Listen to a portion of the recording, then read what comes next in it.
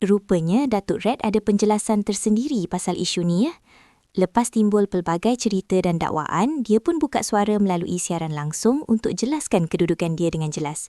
Katanya, kehadiran dia ke mahkamah hari Khamis lepas bukan bermaksud dia nak berbaik semula atau hidup semula dengan Adira. Tujuannya cuma satu, untuk dapatkan kepastian sah atau tidak lafaz rujuk yang pernah berlaku antara diorang. Dia pun jawab terus soalan yang banyak orang tanya, pasal dakwaan dia minta duit RM100,000 daripada Adira. Menurut dia, cerita tu tak betul langsung. Sebaliknya, dia kata kalau mahkamah putuskan lafaz rujuk tu sah, dia sendiri yang akan ambil langkah untuk lepaskan Adira sepenuhnya dengan hati yang lapang dan terbuka. Tak perlu Adira buat apa-apa pun, tak perlu bayar duit apa-apa pun.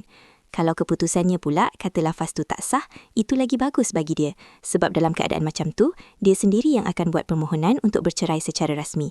Tak perlu susah payah, tak perlu ada syarat apa-apa pun. Dia faham sangat ada banyak persepsi negatif yang dilemparkan kepadanya.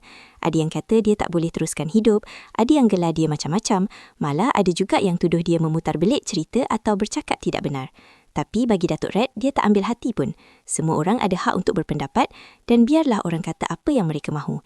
Yang penting proses mahkamah masih berjalan dan belum ada keputusan muktamad lagi.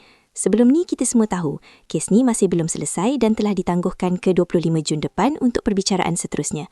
Kita pun masih ingat cerita yang timbul sebelum ini. Kononnya Datuk Red letak syarat tertentu untuk tarik balik kes tu. Antaranya minta Adira gugurkan saman sivil pasar hutang dan bayar wang tunai RM100,000. Tapi sekarang dia dengan tegas menafikan semua dakwaan itu dan kata dia tak pernah letak apa-apa syarat pun. Ingat tak, diorang ni mula-mula berkahwin pada Disember 2015, kemudian berpisah pada April 2024. Sepanjang hidup berumah tangga, mereka dikurniakan 4 orang anak yang comel dan penyayang. Memang menarik tengok dua belah pihak ada pandangan dan penjelasan masing-masing ya. Korang pula rasa mana satu yang lebih masuk akal dengan apa yang korang tahu setakat ni? Terima kasih kerana menonton Chua Viral TV.